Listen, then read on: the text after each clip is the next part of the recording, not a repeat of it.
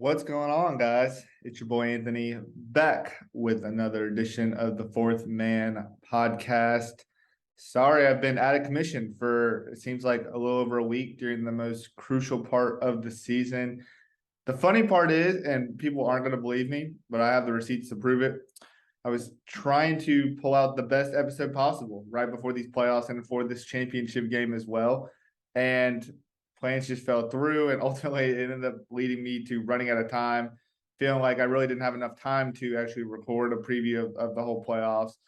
I had literally a couple guests, a couple players lined up from each side of one matchup. It was going to be perfect leading into one of the games, and Wi-Fi issues, traveling, just being busy with life in general made it to where that did not happen. So apologies. I wanted to come today and kind of recap everyone on what's happened in terms of the big three awards that have been given, recap who the All-Stars are going to be. We're going to see our first ever All-Star game, as well as review the playoffs and actually preview the championship game as well. Something I didn't feel like I got to do with the playoffs because I had this dope ass episode cooked up, and things happen. It's part of it. But last year, we had Rashad McCants right before the championship game for a preview. Because he had already played in the championship in that first year when he was with Trilogy and they actually played against three-headed monsters. So I thought, what better way to top it than actually have a player playing in the championship come on the show and kind of talk about the experience. But that didn't line up either. So feels like it feels like with these players, a lot of times, like most of these guys are pretty cool to come on. Like other times, I feel like you kind of got to earn that trust, earn the right, have a little bit more or build your credibility a little bit more with some of these guys who maybe are skeptical, but at the end of the day, I think it's part of building that credibility is just letting them know, like, hey, we're just here to bring awareness, showcase your game, your highlights, highlight you, and just let everybody know what you're doing, playing and how you're doing professionally. So, it is what it is. Sometimes that happens. Hopefully one day that'll come through. Nonetheless, we're still going to have this insane championship game day. We got the All-Star game right before. We have a celebrity game that has been back and forth on the calendar in terms of when it's supposed to be, but it is going to happen that day. So we're going to get into all of that. Like I said, I'm going to update you guys on what's happening around the league in terms of awards and preview this championship game. Before we get into all that, make sure you're following the show on all social medias, TikTok, Twitter, Instagram at Fourth Man Pod. It's 4TH Man Pod. Yes, I am doing some more TikToks. If you're watching the visual version or you prefer the visual version, make sure you go to youtube.com/Fourth Man Pod. I just realized if you're watching visually, you'll see that my sign is red. I have no partialness to either team. So we're going to go to the neutral color. Green's usually a neutral color. Where'd green go? Green? I want to go teal green one. Go regular green. Yeah. Green seems like a neutral color in between the red and the blue. So yeah, if you want to watch the show, it's youtube.com/fourthmanpod. And thank you to everyone tuning in on Dash Radio and the Nothing But Net channel every Monday and Saturday. We appreciate you guys as always. And crazy. This is the last week of the entire season. We had a crazy playoff game, but leading up to the championship, we always get the awards that come up. And this year, for the first time, we have All-Stars. So the league recently announced that the two All-Star teams, as well as a few awards, I think they still have a couple of awards to announce. 1, 2, 3, 4, 5, 6. Oh yeah, they got the MVP, which I think everyone at this point probably knows who the MVP is going to be. But I'm assuming recording this on Friday, so assuming they're going to drop that today or the day before the game as well. But yeah, for the first time ever, we got All-Stars. We have a celebrity game. So essentially, how Sunday's going to work is there's going to be the celebrity game, the All-Star game, and then the championship game in preceding order. But the celebrity game is something that was unexpected. They've had this partnership with Monster Energy for a long time, and they ended up put together a celebrity game. I think the captains are going to be Gronk as well as Nelly. They just said the coaches are going to be Clyde Drexler, who's the commissioner, and then Ice Cube's going to coach one of the teams. I think some other stars that are going to be there are going to be like NLE Choppa, who has crazy hoop game supposedly. I haven't actually seen the highlights, but I've seen that he's got some videos out there. Of him actually hooping. They also have, I think Vernon Davis is going to be playing in it, former NFL tight end. Who else? I got a couple more people that are can't think of, but it's going to be just unexpected. I think maybe they had written this in their utilities when they were talking about the different NFTs, but not something I was expecting. Like, guys, like $25 can, and plus some of the taxes and fees that come with it, or you could do like $62 on TickPick, but cheap amount to go to one professional championship game, but two, get 3 games in one. Like, yes, if you want to sit a little bit closer, it's going to be a little bit more expensive, but a nice ass arena in State Farm, a cool ass city in Atlanta, and for $25 admission, you get 3 games: a celebrity game and all-star games. You're going to get to see the best big 3 players of this season, which includes guys like Michael Beasley, Gerald Green, Kevin Murphy, all within that game. And we're going to get to see the mixed match on different teams. There's always, if you're someone like me, I'm someone that always loves to do a good like fantasy league draft, right? Like where you're just drafting like different people, the best players on different teams. So that's essentially, y'all know what an all-star game is. What am I sitting here doing explaining? I'm basically just trying to explain it's going to be a cool ass event because one, it's never happened, all-star game, and two, we're going to get to see all these guys teamed up and play together. Maybe we haven't seen that before. And then championship game featuring Trilogy and Power, 2 teams that have won it and are looking to do it for a second or third time again. So celebrity game should be cool. Just to recap, if you don't remember who the all-stars are, you got 2 teams for the all-star game. It's going to be Team Doc and Team Ice. So Dr. J is going to be coaching one team, the team that features Michael Beasley, Gerald Green, Mario Chalmers, Doosan Bullet, Deshaun Stevens, and Mike Taylor. So essentially Three's Company, Aliens, Ghost Ballers. And I don't know why they did it like that. So they did Three's Company, Aliens, and Ghost Ballers on one team. And then on Team Ice, which is coached by George Gervin, the Iceman, they have a little bit more diversity of teams. So they got Kevin Murphy, Jason Richardson, Jody Meeks, Isaiah Austin, Jeremy Pargo, and Dante Green. But that team features like 6, it's like every player represents one team. And then for Dr. J's, it's a little bit different. It's got 2 guys from Three's Companies and 2 guys from Aliens. Oh, I'm sorry. Bivouac is 1, and then Ghost Ballers. Okay.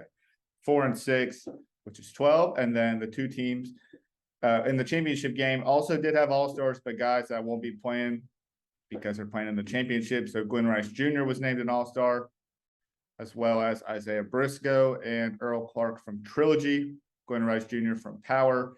And then Frank Denny was actually named an all-star as well. Dante Green will be his sub. He's out for personal reason. And Leandro Barbosa was named an all-star as well for Ball Hogs.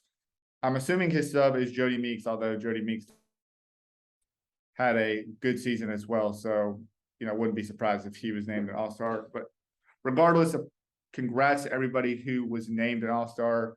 What an accomplishment, first off, on a great season, but then 2, like to be the first ever at anything, and then especially be like the first ever all-star, like history in the making, historic event, but also too, just to be playing in front of fans. State Farm Arena has got to be a cool feeling as well to extend the season and see how this championship game ends. Obviously, everyone wants to be there, but man, I don't know. That's just cool. Like to be the first ever all-star in a league. Like, I don't care what league that is. You can't say that's not a rewarding feeling to know that like you've had such a great season and you're going to be the first of many all-stars in a progressive growing league like the Big 3. So kudos to you guys that are all-stars.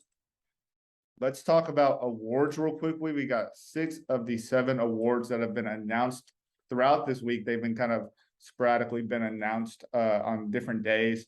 So let's get into them. And I would love to hear from you guys kind of like what you think, if you agree or disagree with some of these awards. I think some of these awards shock me a little bit, but I know that most of the players and coaches actually pick the guys for this award, like they vote. And so it's, it's based off the guys who are playing. I think for the most part, maybe there's a little bit of people like, in I don't know if it's a front office, but like office personnel that has some say in it, or maybe like Cube or Jeff have some say in it. But let's get into some of these awards. For best trash talker, we had Mike Taylor of Ghost Ballers. That one's not too surprising. That one makes sense. Mike likes to do the talking, but he backs it up with a lot of game as well. So that one's not too surprising. Let's see. For Too Hard to Guard, we got Kevin Murphy. That one's not surprising either. Nobody was stopping Kevin Murphy. Had averaged about 26 points per game. Every game this season at least 22 points. So that one's not too surprising as well. And I think he's going to be the MVP once they announce that. But so it'll kind of be like Joe Johnson last year, who got too hard to guard as well as the MVP. But hey, it makes sense. The guy who's the toughest to score, and the hardest to guard being the MVP is no crazy, semblance there. So Kevin Murphy of Three-Headed Monsters got too hard to guard. Rookie of the Year was Glenn Rice Jr. of Power. Look, Glenn Rice Jr. was very deserving of this award. He did help lead Power all the way to the championship, which I don't know if that goes into, some of the decision-making behind some of these awards, but I always thought it was kind of a regular season thing. Glenn Rice Jr. also did play more games, and that's it's no one's fault that, like, in terms of the guys that didn't get to play more than 6 games, that's nobody's fault. It's just that was kind of the situation that the league put themselves in. So I feel like games shouldn't be accounted for when you're making this decision.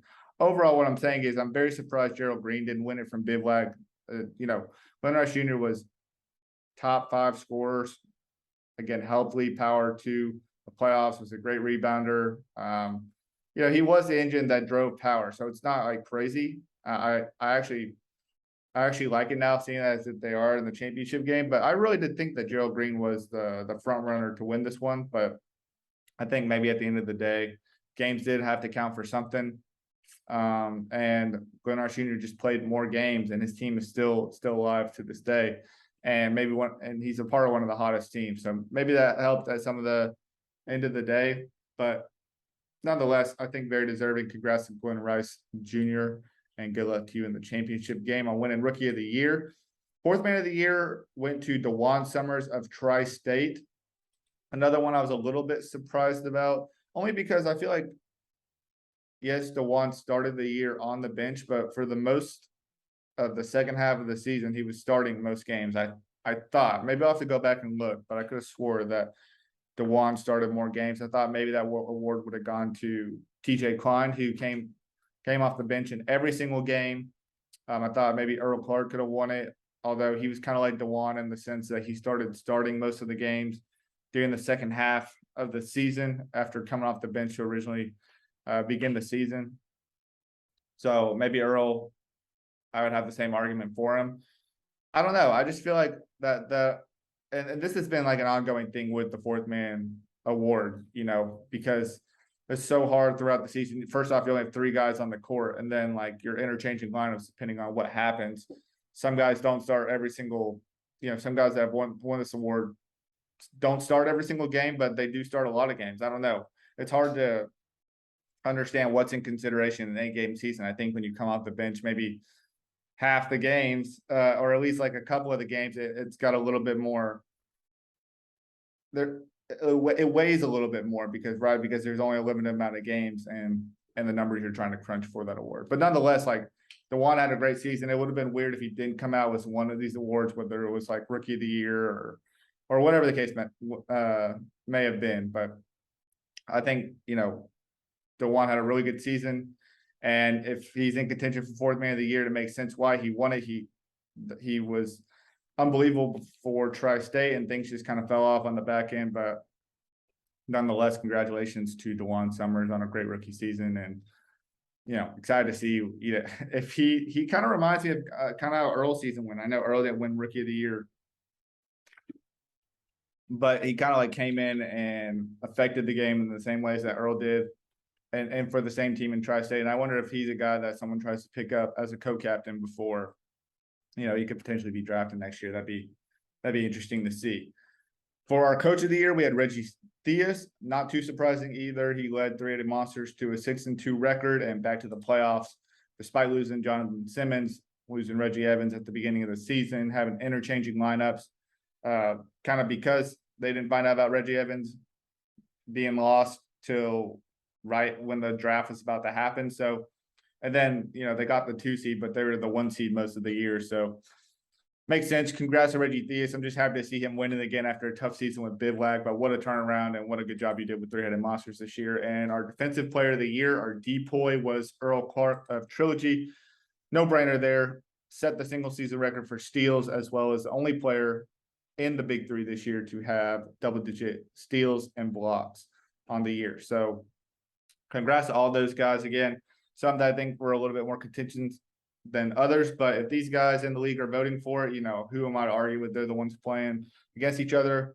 They would know better than all of us. So congrats to all of you guys on the awards. Congrats to all the All-Stars, and should be in for a really good Sunday following the Sunday we had last week and in the playoffs. I've been calling it just the playoffs. I know the championship is considered the playoffs, but there's only one round of the playoffs. So I think for the most part, we all know we're talking about Tampa, the Flamin' Four, as Cube's been calling it. What a weekend it was. Arguably the best semifinals that we've ever seen in the Big Three. We had two tight games.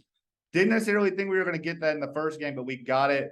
And two games that came down to the wire were within like 5 or less of each other. And just like what a couple of games. Like, here's the thing. I would have been really interested to see two of the hottest teams go against each other in the first round, as well as see Aliens and Three-Headed Monsters play a little bit more in terms of the matchups. And the only reason I say that is because those teams actually haven't played each other this year.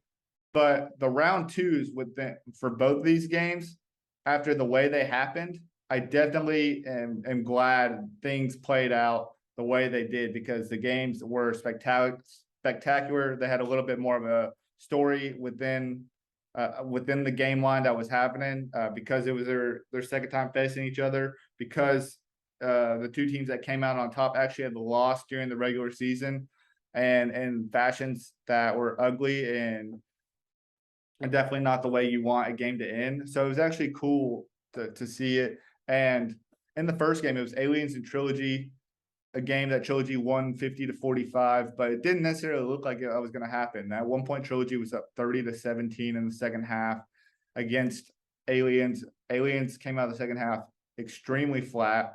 They were taking poor shots that weren't hitting the rim, and Trilogy was taking easy advantage, or they were throwing the ball away. Turnovers were really hurting them, and Trilogy played a lot better in this matchup. They lost during the regular season 50-41, but they looked a lot better in this matchup. They were hitting their free throws. They were making shots from distance, something they weren't doing.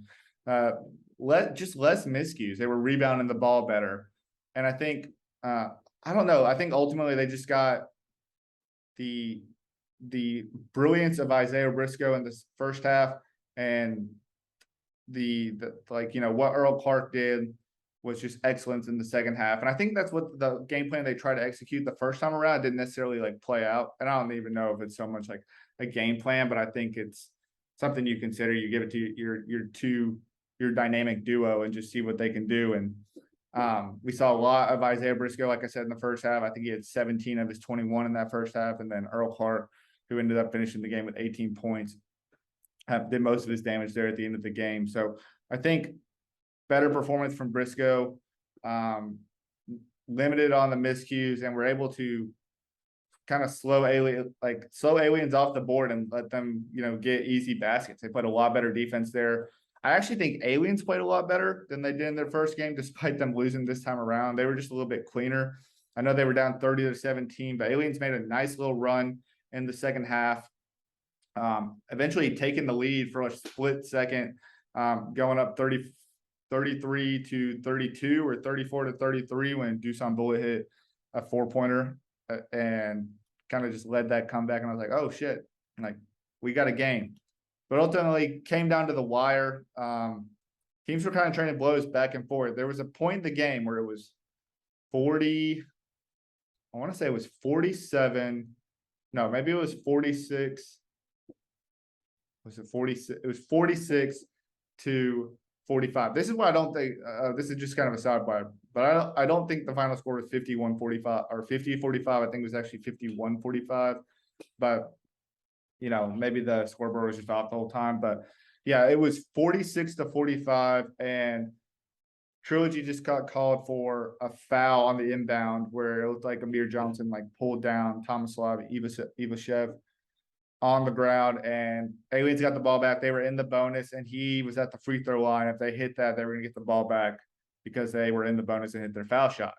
And dude hits it off the front of the rim, but it's okay because Bully got the rebound. And instead of getting fouled after he got the rebound with Amir and Isaiah Briscoe like poking at him. They end up calling a jump ball, and Trilogy gets the ball back, ultimately winning the game. So like that's the almost like that I can only imagine. I can't even get the words out of my mouth because I'm just like reflecting on it is making me think like, wow, like we were really close to potentially seeing a different matchup in this finals game if he hits that shot and they get the ball back. Maybe Trilogy still finishes that game out. Maybe Aliens actually wins on that next possession. Like you really don't know what could happen, but that's what I kind of love about a target score. But the realm of possibilities was endless at that point and ended up changing so drastically with how it's been folded. But ultimately, like I do think Trilogy had a really good season. I actually think they were the better team the first time around. I think Aliens just needs like one more person. Like this, no offense to Adam Dressler, who had a clean block in that game on Flight, who tried to dunk on him, and he was like, "No, that's not happening." But I didn't feel like Adam could like give him that scoring. Just a guy who can create his own shot, separate himself, get a bucket when you need him to. Like I think they just needed one more of those guys. Like someone said, like I think they thought Carlos Las Amanas is going to be that guy. I don't know if they did. Like I thought he was just kind of like a second facilitator, floor spacer, could get to the rim when you needed to, kind of a jack of all trades guy. And I just think they needed one more guy who could just get his own shot. And I think that would have been a really nice team. And I wonder if they try to go that route. It's hard because like their style is a lot of it's based off chemistry, right? But I think for their style, they need someone they can like implement seamlessly into what they're doing and who's kind of going to be willing to like sacrifice a little bit to make sure the style works. I think Deshaun Stevens was that guy. I think Adam Drexler was that guy, but I think they do need a guy who's going to be able to go get them a bucket just at the times when they kind of call for it, but can also like seamlessly like play within the system that they're running. So that should be really interesting. But yeah, 50-45 win for Trilogy, moving on to their second consecutive championship game, trying to defend that title and become the first team in league history to win 3 titles and create, officially create this dynasty. James White would be the first guy with 3 titles. Briscoe, Amir Johnson, Steven Jackson, those guys would be the only players with 2 titles. Like this would be very Trilogy dominated at this point. And it's going to be insane. I love the matchup. They're going against Power, who Power played 3-headed monsters in the first round of the playoffs. Again, one of the hottest teams coming in. I think Trilogy and Power are both like 3-0, 4-0 coming into the playoffs. And 3-headed monsters beat Power in week 2 when it was 50-44. And I was a little worried that this 3-headed monsters team, looking a little different, could affect some of the things they were doing. I actually thought the 3-headed monsters team might have been better based off their new look squad, but Power also looked a little bit different in the sense that like Coutinho was a little bit healthier. I think Nicholas Skidishvili, I'm saying that name pretty good now. At the beginning of the year, I couldn't say that, but Nicholas Skidishvili, he's just playing a lot more physical. I think he's got adjusted and acclimated to what they're doing in the big 3. And like this Power team looks a lot different, despite having the same guys. But overall, this game was like even more back and forth than the Trilogy Aliens game. That game wasn't so much back and forth. It was more like Trilogy had complete control of the game, and Aliens kind of was able to make a little bit of a run and inch their way, claw their way back into it, ultimately for Trilogy to, take over and close that game out. This one was truly back and forth. Like, yes, we also saw a 4-pointer that put a team in the lead, but most of this was like grind it out till we get to 25 in the first half. And then the second half, it was all about whose best player is going to make more plays. And that was Kevin Murphy versus Glenn Rice Jr. Majority of that second half, it was a duel for sure. But ultimately, Glenn Rice Jr. hits a big shot that being down 1 point, 49-48 to end up winning by 2 and send Power into the championship 51-48. Kevin Murphy had like 28, Glenn Rice Jr. had 26. But this game was, back and forth the whole time, very physical, a lot of calls within this one. But you could tell that these two teams really wanted it. I just felt like for Three-Headed Monsters, I don't, like I said, the biggest difference for them in the first matchup was which players were playing. In the first matchup they had Murphy and they had Rashard Lewis, but they had Jonathan Simmons still playing for them. They had Ab Indo playing for them as well. And then in this matchup, they had Jamario Moon, they had Quincy Miller, they still had Rashard and Kevin Murphy as well as Mahmoud. But I actually thought the team had gotten better, and so I was pretty shocked at how things went. Quincy Miller didn't have, I guess, like his best game, but also too like was kind of limited on opportunity. Within that second half where he was playing a lot more in the first half, I felt like Jamario played a lot more in the second half. But it was physical. I mean, we saw TJ and Quincy bang heads, bang teeth, and there was a little blood on both their sides. Just a lot of physicality of teams that really wanted to be able to make the championship. I know Three-Headed Monsters was itching to get back there. I feel like a part of like Rashard Lewis and Mahmoud Abdul Rauf. Part of the reasons they keep coming back is just to win a chip. They've been here 5 times, like I think 4 times prior. But I feel like they keep coming back every single year in hopes of like winning it all and then riding out into the sunset with a BIG3 championship and calling it, a new regime in the Three-Headed Monsters era. But they just can't get over that hump. They were so close there. Like I said, at the end of the game, like I felt like every time Three-Headed Monsters had were able to widen the gap a little bit. I think they were up 45-42. Glenn Rice Jr. hits a crazy and one. They were up 48-45. Kevin Murphy's about to, or maybe it was 49-45, something like that. But Kevin Murphy was literally about to lay it in, and Glenn Rice Jr. gets like fingertips on it. So like everything that they were trying to do to close out the game just didn't work out for them. And ultimately, like Power, championship oriented team with a coach who is a Hall of Famer, had plenty of success, and has won a championship in this league before, knows what it takes, was able to pull out everything she needed to game plan wise and counter what Three-Headed Monsters were doing. And I just feel for those guys that like the Rashard Lewis, the Mahmouds, even the Kevin Murphys at this point. Reggie Evans was there in attendance. Like you just feel for those guys because they work so hard all summer, all year, and then they work hard in the summer. They get to the playoffs every year, and they just can't figure it out in the playoffs, or they can't figure it out when they're in the championship game and they have a lead. Like it's just been a struggle, and I hope they come back for one more season, and maybe next year will be that year. I know you can continuously say that, but this team is.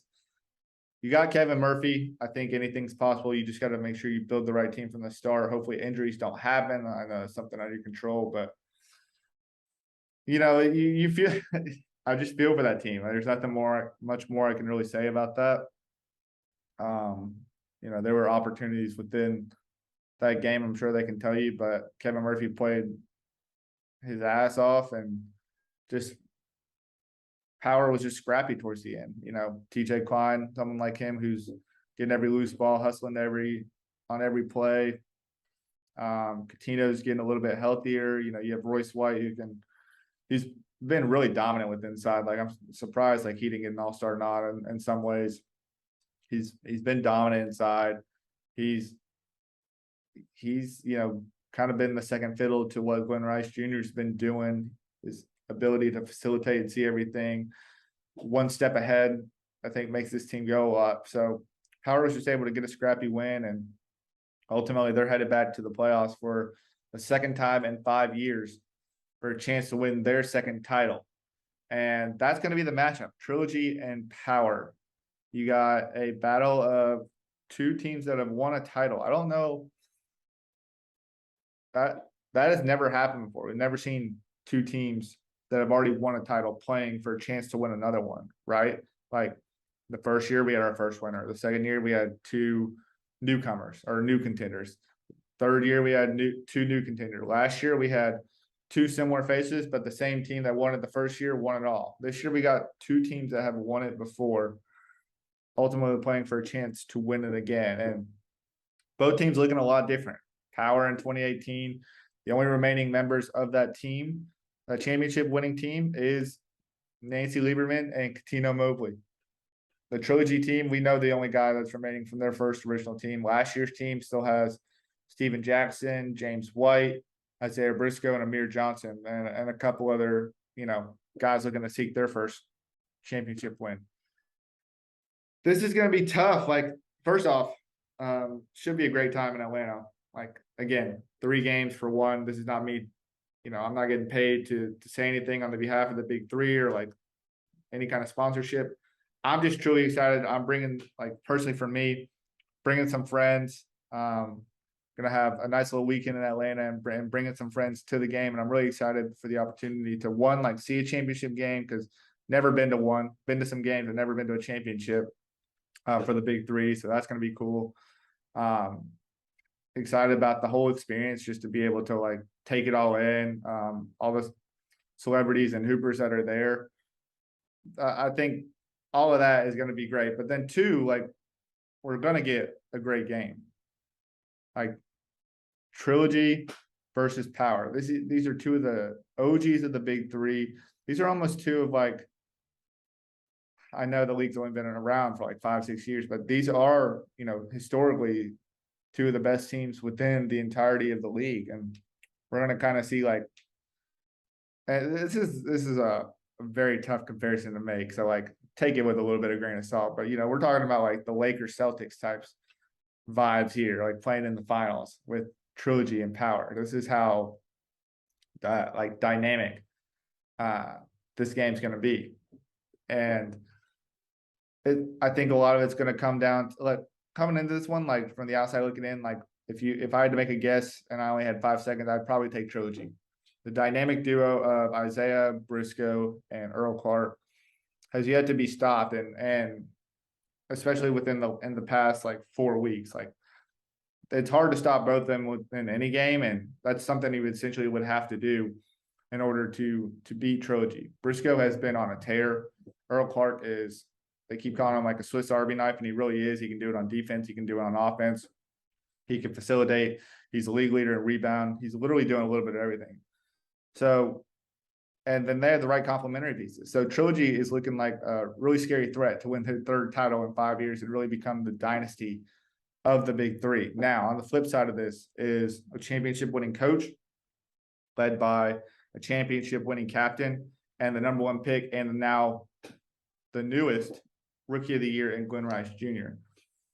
The thing about them is they don't necessarily have a dynamic duo, but they have a great complementary pieces. And I have a feeling that Katino Mobley, as well as he takes care of himself throughout the season, throughout the offseason, whatever the case may be, I have a feeling he's taking care of himself better than he ever has in his previous games in the Big Three, or whether, like, previous big games for the Big Three, with an opportunity to hope that he can maybe win this title and kind of ride off in the sunset himself.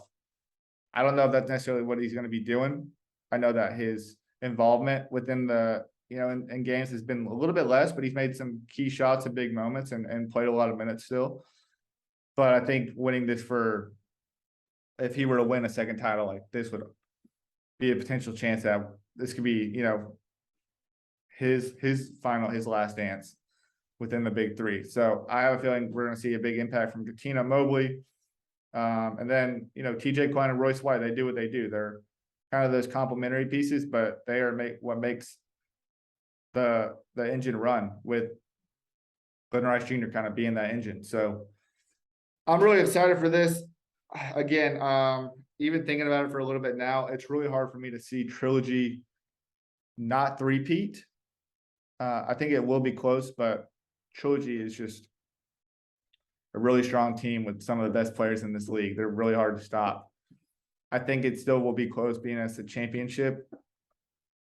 Like, I'm talking like similarities of last year, where it was around like a 5-point or less win.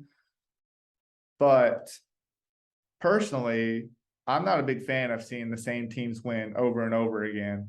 So, in my partialness and being a little biased, I do, hope to see Power win, although Power would get their second title, but it would kind of like balance the league a little bit. And at the same time, it would be the same consecutive winner doing it again. which we're going to get regardless, for the first time ever, which is pretty wild. So, that's kind of the way I'm viewing it and looking at it. I'm more so just excited to like bring some friends to the game and like show them how much fun this league can be. I don't think enough people give this a chance. Like I try to show my friends the games, and some of them are cool enough to watch it with me when I tell them what's at stake. And they seem to like it within there, but I think like not enough people understand or two things. Like not enough people give this league a chance to watch it, like really watch the games for 2-3 weeks. And you'll see the enjoyment with it, especially with games that are close at the very end and you're always getting a game-winning shot. Like that experience is really cool because it can flip-flop. And I think really what would set you over the edge is or will kind of change your perspective. If you ever watch a game where a team's down by like 10 or more and then comes back, like that'll change your perspective on every game, because every other game you're going to be like, oh, this could maybe happen again. So that's the first part. I think the second part is like people don't understand like the experience within these games when things are full throttle are really, and it's really a fun time because like they're really trying to involve the crowd as much as they can. The games are good. You're getting little performances in between. You're getting multiple games for one price of admission. Like all of that is just like super cool. So yeah, if you're in the Atlanta area, if you're around Atlanta, you want to spend like a day or even a weekend down there, I highly recommend you check it out. You can get it for like $25. I don't know if prices have gone up, but it would be a cool experience. So that's going to be cool. And I'm really excited for that. But I do think we see Trilogy as a 3-time champion, but we'll have to be proven wrong. So we'll see if Power can upset the defending champs. And man, this is going to be so cool. Congrats again to everybody who's an all-star, who is going to play in the championship game, who won all the different awards. Congrats to all of you guys. No guests this week. As I mentioned, I tried to make this a very special playoff 2-parter, and that did not work. I'll just let you know I had a couple guys from Trilogy I thought I had lined up, didn't pan out, and then somebody from Alien 2 also didn't pan out. So no guests to cap off the season, but nonetheless, the big fireworks is going to be that championship game. I appreciate everyone who tuned into the episode. Make sure you guys are following at Fourth Man Pod on all social media, doing a little bit more TikTok. I think Instagram, I've been trying to kind of put out information that'll be helpful in terms of what's going on with the league, like updates around the league, but also helpful in the sense of like historically what's happened in the past and previous, championship games. Going to continue to put that kind of information out before the game on Sunday. So, make sure you're following on social media. Make sure you're following on YouTube, youtube.com/fourthmanpod. Subscribe, ring that notification bell if you could, please. And you'll get an update whenever the newest episodes are coming out. I really want to do like some video content for these games. I'm sorry, that probably came off so weird, but I'm leaving it in there. I really want to do some video content. I would love to do a vlog. I always try to tell myself I'm going to do a vlog. I'm hesitant to do any kind of like YouTube short, but I feel like it could be the best, most realistic way of like getting some video content, like kind of a day in the life, or I went to a BIG3 championship game kind of video. But maybe we can make something work. I'll see what I can do on my phone. I think that's going to be my starter point. So anyways, if you subscribe, you'll know if I was able to put any of that content out, or if you're following on social media, you'll know if I put any of that content out. So either way, you should do one or the other, or no, do both, because then you don't know which one I'm going to do. Yeah, do both. That'd be cool. And for those of you on Dash Radio and the Nothing But Net channel, thanks again, as always, for tuning in. We appreciate you guys, and we appreciate Dash for giving us a platform to talk more basketball. All right, guys. Enjoy championship weekend. Enjoy the celebrity game, the all-star game. And we'll be back to you guys after the championship game to review it and kind of preview a long offseason, review the greatest season in BIG3 history. It's crazy that it's coming to an end, but back to you next week. Enjoy the championship games, and we'll see you guys next time.